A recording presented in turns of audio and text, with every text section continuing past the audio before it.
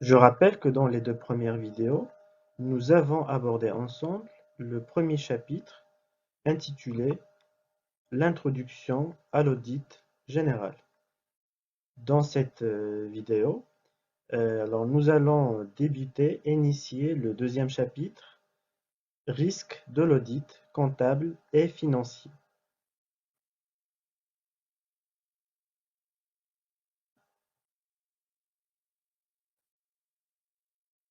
Alors nous avons parlé dans la vidéo précédente du fait que l'auditeur a une obligation de moyens et non de résultats. C'est-à-dire que l'auditeur elle est responsable de ses diligences, de ses vérifications. Il n'est pas responsable sur le fait que si les états de synthèse ont été bien établis ou pas, est-ce que l'entreprise va obtenir la certification ou pas. Donc l'auditeur il est uniquement responsable sur les diligences qu'il va mettre en place. Alors cette responsabilité se traduit par le fait que l'auditeur va mettre en œuvre un ensemble de diligences pour atteindre ce qu'on a appelé une assurance raisonnable. Et on a dit que pour plusieurs raisons, l'auditeur ne peut pas, à travers, à titre d'exemple, la certification des comptes, de donner une assurance absolue que les états de synthèse reflètent à 100% la vraie situation donc, financière de l'entreprise.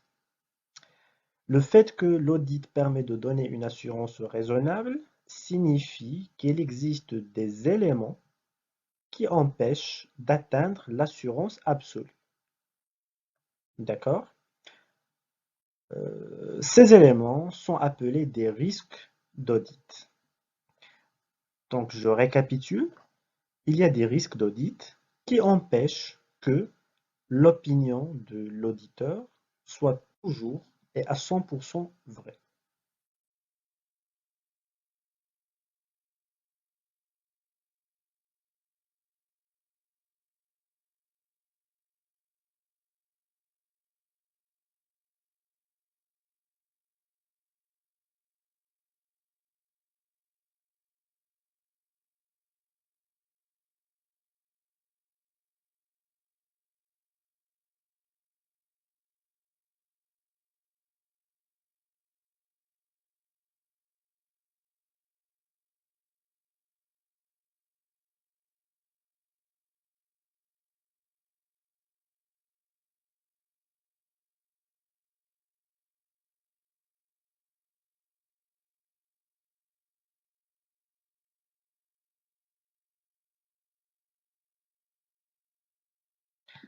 Alors, nous avons aussi parlé dans la vidéo précédente que pour le reste du cours, on va se focaliser sur l'audit comptable et financier.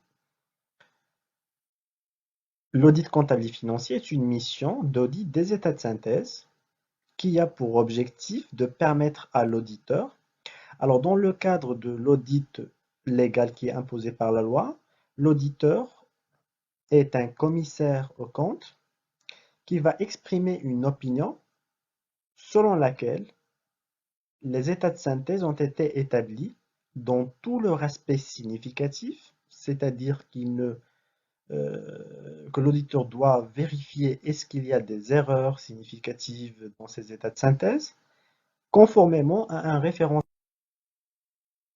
Alors, la notion de la régularité signifie tout simplement la conformité des comptes aux règles comptables et lois en vigueur. Des états de synthèse réguliers signifient que ces états de synthèse respectent la loi, respectent les règles comptables.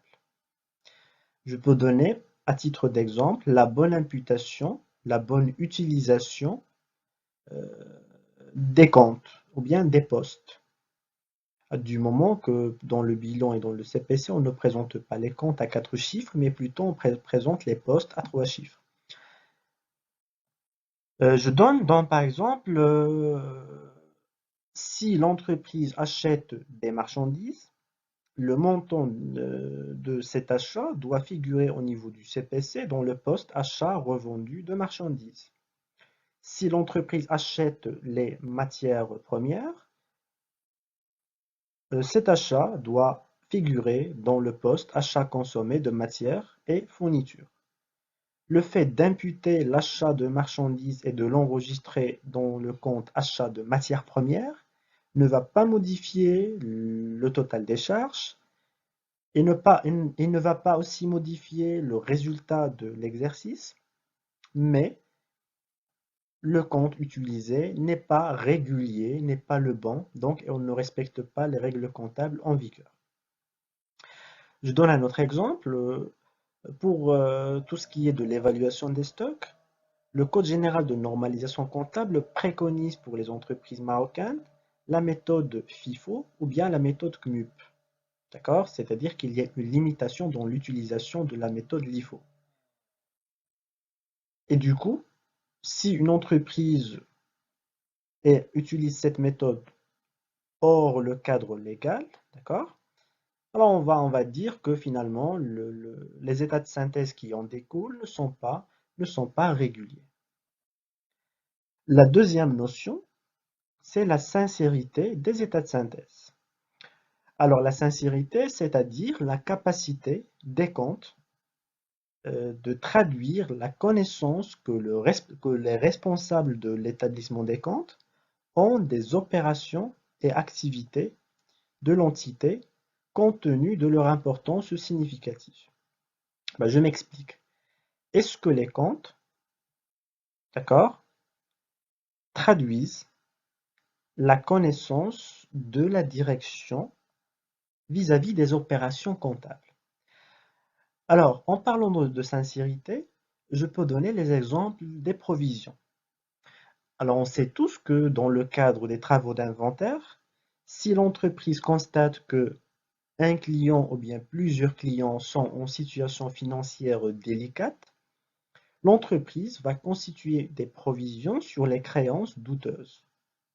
Et dans ce cas, l'entreprise va essayer d'estimer un pourcentage de la créance. D'accord? Par exemple, 40%, on va dire que 40% de la créance est douteuse. On estime récupérer 60%. D'accord? En lisant cette affirmation, on sait que la direction, lorsqu'elle dit qu'elle va récupérer ou bien elle estime récupérer 60%, c'est-à-dire qu'il y ait une probabilité de perte de 40% de la créance. Maintenant, le fait que la direction a fixé le pourcentage de la provision sur les créances à 40%, est-ce que cela est sincère? D'accord?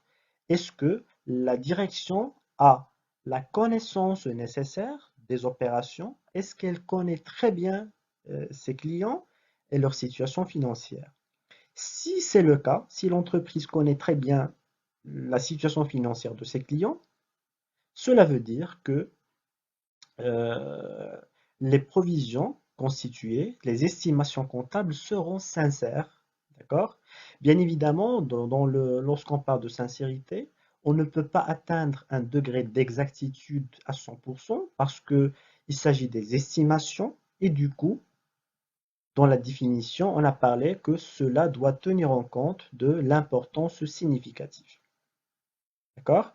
C'est-à-dire que si les travaux de l'auditeur permettent d'estimer les créances douteuses à 45%, alors que la direction de l'entreprise les a estimées à 40%, ben, on peut parler que cela n'est pas trop significatif, il n'y a pas un écart trop important. D'accord? Il y a aussi la sincérité des valeurs nettes des immobilisations, et cela dépend du mode et de la durée des amortissements choisis par la direction. D'accord? Donc, au-delà de l'aspect légal, parce qu'il y a déjà des taux qui sont fixés par la loi pour certains types d'immobilisation et des modes d'amortissement qui sont fixés par la loi. À titre d'exemple, les immobilisations en non-valeur doivent toujours être amorties selon le mode linéaire. Au-delà de l'aspect régulier, parce qu'on a déjà vu la régularité, maintenant, dans la sincérité, est-ce que la durée choisie, est-ce que le mode d'amortissement choisi, d'accord, reflète la vraie dépréciation de cette immobilisation, d'accord?